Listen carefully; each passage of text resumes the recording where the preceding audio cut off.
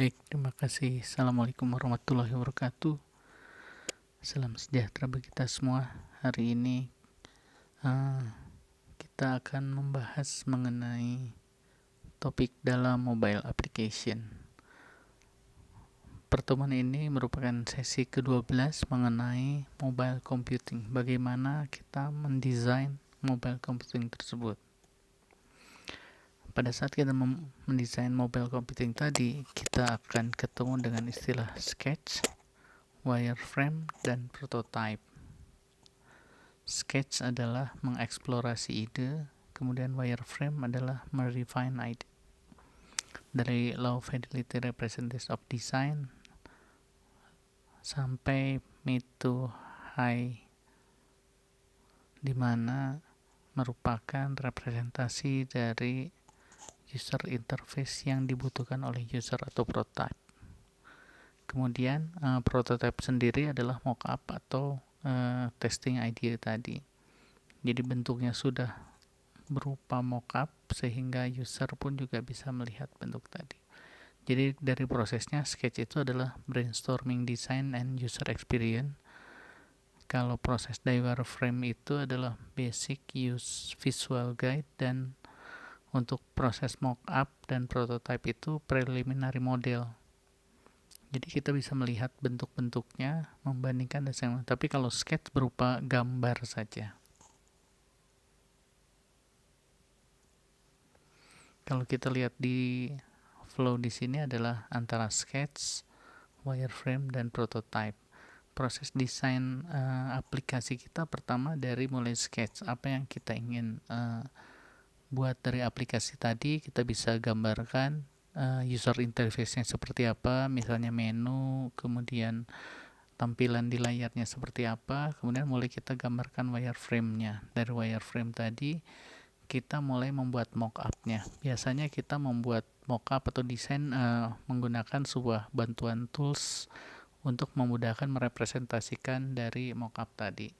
Terakhir kita bisa buat prototype-nya. Jadi pada saat sebuah button itu diklik, maka akan muncul sebuah fungsi misalnya, ataupun kalau misalnya terjadi sesuatu permasalahan, muncul error dan segala macam. Jadi di prototype tadi sebagian fungsi terlihat seperti sudah bisa berjalan. Kira-kira gambaran dari sketch, wireframe, dan prototype seperti ini. Kalau wireframe-nya terlihat desain UI UX-nya seperti ini. Di situ terlihat dari bentuk mobile-nya seperti apa, kemudian posisi atau lokasi dari desain yang akan kita buat. Kemudian kalau mockup sudah mulai lebih detail lagi. Di situ sudah memasukkan unsur-unsur beberapa fungsi, walaupun fungsi itu belum bisa diakses. Sedangkan prototype sudah terlihat lebih jelas. Pada gambar ini bisa terlihat di prototype tersebut, contohnya adalah pembuat aplikasi peta. Jadi petanya sudah ada, kemudian point of interest-nya ada, dan informasi yang akan ditampilkan ada, sehingga user pun juga sudah bisa membayangkan prototype dari aplikasi mobile yang akan kita bangun seperti apa.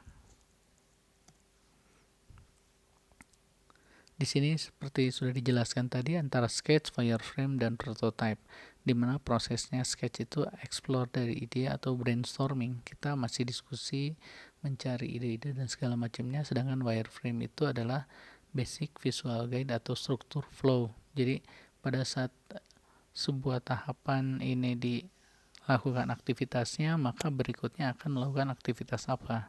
Di situ di wireframe, sedangkan di prototype, di proses prototype sendiri sudah memasukkan semua unsur.